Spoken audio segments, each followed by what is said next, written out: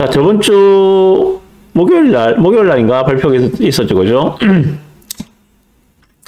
지금 규제 해제의 방향성들이 지금 자꾸 나오고 있습니다. 보시면 원희룡 장관님이 하신 말씀, 11월 중에 규제지역 추가 해제를 하겠다. 그리고 중도금 대출 상한을 12억 원으로 올려주겠다 하면서 11차 비상경제민생회의에서 연착륙 대책을 발표를 하였습니다. 요거는 윤석열 대통령이 주재를 해서 경제 관련 장관들이 모여서 회의하는 것들을 TV에서 실시간으로 방송을 해주면서 나왔던 내용들입니다. 정부가 다음 달 중 부동산 규제지역 추가 해제를 검토한다. 또 중도금 대출 보증 대상을 확대하고 무주택자 등의 투기 과열 지구 내 15억 원 초과 아파트 주담대를 허용한다. 라고 하고 있습니다.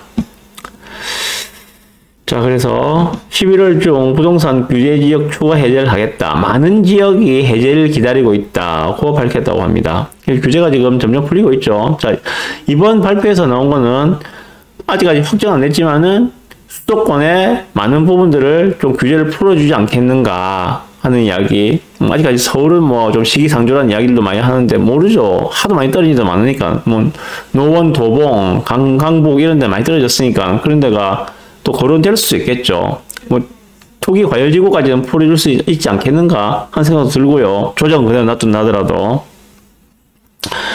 그래서 다음 달 중에 11월 달에 주거정책심의위원회를 열어서 규제지역 추가 해제를 검토를 한다고 합니다. 지방은 이제 거의 다 풀렸잖아요. 그죠? 지방은 다 풀렸고, 지방으로서는 지금 세종만 지금 조정 남아있고, 나머지 지방들은 지금 다 풀렸잖아요. 그죠? 부산 전 지역 다 풀렸고, 대구 마찬가지. 그래서 지금 남아있는 거는 세종인데, 세종도 이번에는 뭐 어느 정도 좀 풀어주지 않겠나 생각이 들고요. 너무 많이 떨어졌거든요. 요즘에 세종이 보면은.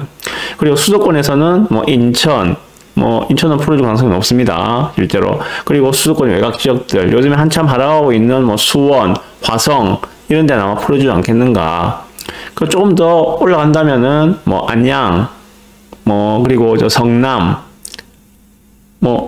고양, 웬만한 데는 다 풀어주지 않을까 하는 생각이 듭니다. 그래서 이걸 보시면은, 그리고 요것도 있죠, 그죠? 이번에 중도금 대출이 그 9억 원까지가 이제 그 중도금 대출 상한이었는데, 그 집값이 9억이 넘으면은 중도금 대출을 안 해줬어요. 그래서 분양가가 10억이다. 중도금 대출이 안 되었습니다, 지금은요. 그런데 이제는 12억으로 상향을 했다. 서울에 지금 웬만한 것들은 다 10억이 넘잖아요, 분양가가. 그죠? 그래서, 요거다 12억으로 상향을 했다. 그러면은 중도금 대출을 해줄 수 있다. 그런 이야기들이거든요. 그러면은 다시 조금 수요가 살아나지 않겠는가. 요런, 지금 정부에서 규제를 푼다는 것들은 수요를 올리겠다, 수요를 진작시키겠다는 의미로 보시면 됩니다. 정부가 하는 규제는 크게 보면 두 가지입니다. 대출 규제와 세금 규제, 그 두 가지거든요.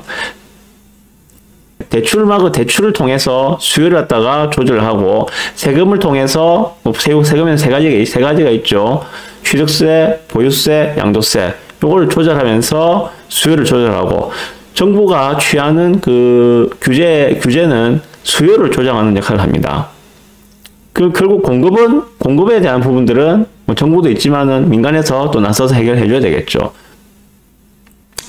그래서 이렇게 지금 수요를 좀 진작시키려고 하는 그런 움직임들을 많이 보이고 있다. 그리고 무주택자의 LTV도 완화한다라고 하고 있습니다. 뭐 투기적이든 뭐든 상관없이 무주택자 1주택자에 대해서는 국내 어디를 하더라도 집값에 상관없이 LTV 50%를 허용한다. 50%를 적용해 주겠다고 합니다.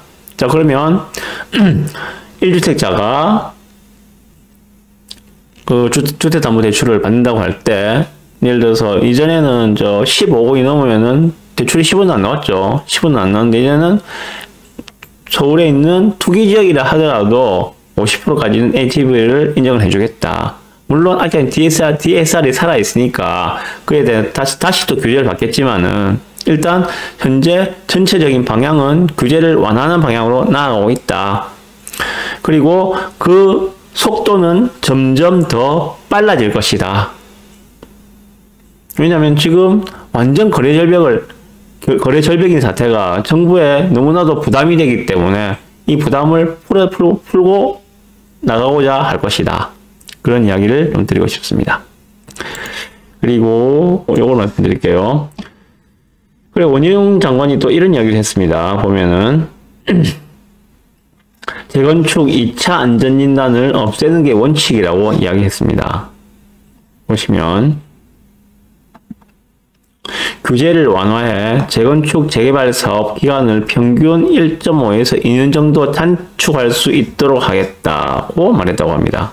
그래서 재건축 2차 정밀 안전진단, 흔히 적정성 검토라는 것은 원칙적으로 없애야 한다는 게 기본 방침이라고 합니다. 쭉 보시면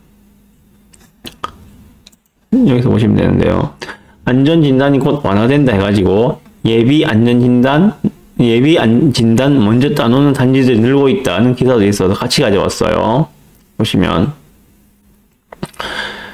이게 있습니다. 현재 지금 우리 재건축, 재개발이 아니고 재건축입니다. 재건축에는 지금 어떻게 진행되고 있는가 하면요. 예비 안전진단이라는 게 있습니다. 재건축 사업의 첫 과목이 안전진단인데, 안전진단에는 예비 안전진단이 있고, 정밀 안전진단이 있고, 적정성 검토가 있습니다. 이렇게 돼 있어요. 그래서 예비 안전진단은 안전진단의 첫 번째 허들로 예비 안전진단을 통과해야 정밀 안전진단에 돌입할 수 있다라고 합니다.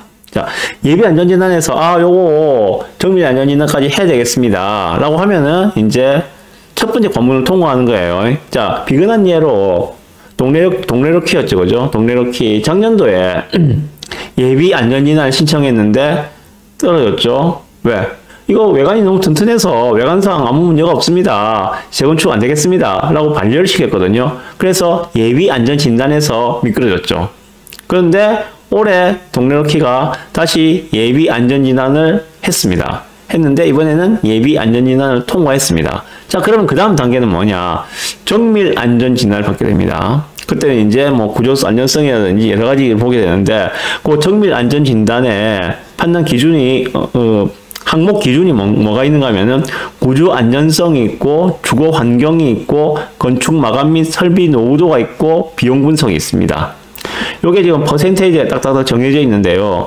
현재 문재인 정부에서 만들어 놓은 안전진단의 기준에서는 구조 안정성 부분이 50%로 가장 많았습니다.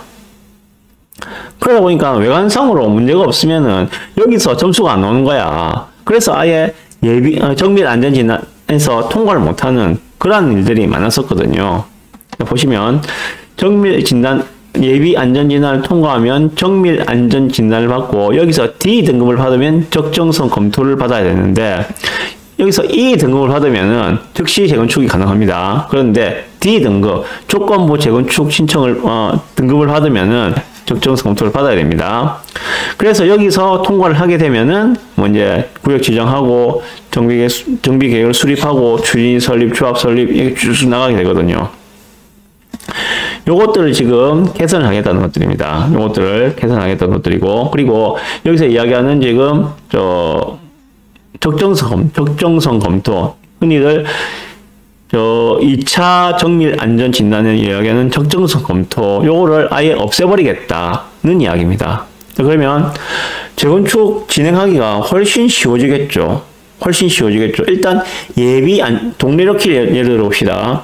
예비 안전진단은 통과했어요. 자, 그러면 여기서 정밀 안전진단을 받고 여기서 D 등급을 받는다 하더라도 이제는 재건축이 가능하다는 이야기예요.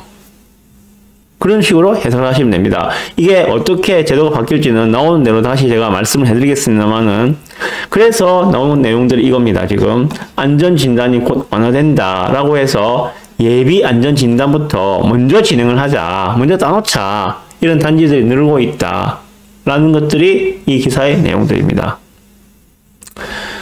자, 이래 되면은 이제 뭐 어떤 현상이 발생했습니까? 이제 그러면은 30년 넘은 아파트들의 초기 재건축이 활성화될 것이다. 일단 물리적으로는 30년이 넘어야지 예비 안전 진단이든 뭐든 신청을 할 수가 있거든요. 법이 그렇게 돼 있기 때문에 30년이 안 된 단지들은 예비 안전 진단조차 신청을 할 수가 없습니다. 자, 30년 넘은 단지들은 이제 초기 재건축 단지로 보고 접근을 하셔야 되겠죠. 그래서 좀 들으실 말씀 그런 게 있습니다. 자, 초기 재건축 단지 30년 넘은 단지들, 제가 예를 많이 드는 데가 어딘가면 거기입니다. 저기 우리 가락 1단지 하단에 있는 가락타운 1단지 이제 30년 갓 넘었을 거예요. 아마 그게 30년 갓 넘었을 겁니다. 그럼 일단 물리적으로는 재건축 연한은 채웠죠. 그죠? 재건축에 가능한 연한은 채웠습니다. 자, 그러면 이제 뭐 예비안전진단, 정비안전진단 통과하고 나면은 정비구역 지정 쭉쭉 넘어가겠죠. 자, 그런 상황인데 이러한 초기 재건축 단지들을 이제는 좀 눈여겨봐야 한다. 제가 예전에 뭐 재건축 대장급 단지, 준대장급 단지 해가지고 12개는 말씀을 드렸습니다만은 그거와는 별개로 이제 초기 재건축 단지에서도 또 기회를 볼 수 있지 않겠는가 하는 생각이 듭니다. 그런데 초기 재건축은 초기 재개발과 마찬가지로 하이 리스크, 하이 리턴이다 하는 생각이 좀 들거든요. 그래서 요거는 좀 옥석을 좀 잘 골라봐야 됩니다. 옥석을 잘 골라봐야 되고, 그리고 이러한 초기 재건축은 정말 적은 자금으로 들어가야 돼요. 그 말은 뭔가 하면은 전세가가 빵빵하게 받쳐줘야 된다. 실거주 수요가 풍부하고 전세가가 빵빵하게 받쳐주는 그러한 30년 넘은 초기 재건축 단지를 찾아보시라. 이렇게 좀 말씀을 드리고 싶습니다. 야, 그럼 가보라. 그것도 말해봐. 뭐야, 어디야? 말해봐. 예. 필요한 말씀 드리겠습니다. 저도 조사하고 있거든요. 제가 저번에 한번 언급을 했었는데, 예. 각 구마다 한 개 정도씩은 다 있더라고요, 보니까는. 그래서, 언젠가 제가 기회가 되면은 한번 말씀을 드리겠습니다.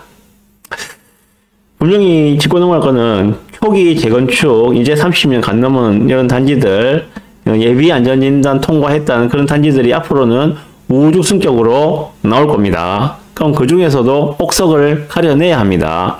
예비 안전진단이 통과됐다는 이유만으로 분명히 가격 상승의 효과가 나올 수가 있습니다. 그런데 현혹되지 마시고 기준을 명확하게 잡으세요. 그 기준은 무엇이냐면 전세가가 빵빵하게 받쳐주는 것을 우선적으로 검토를 하십시오. 그래야지 나의 투자 자금이 적게 듭니다. 예를 들어서 현재 매매가가 4억입니다. 그런데 전세가가 3억이에요.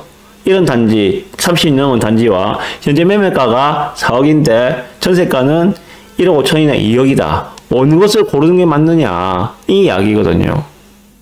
그런 경우에는 전자가 확실히 투자하기에는 유리하다고 말씀을 드리고 싶습니다. 물론 그만 보는 건 아니겠죠. 그만 보는 건 아니고 다른 입지도 보시고 그 용적률도 보시고 다 해야 되겠지만 일단 그런 부분도 큰 부분이니까 고려를 하시라고 말씀을 드리고 싶습니다. 네,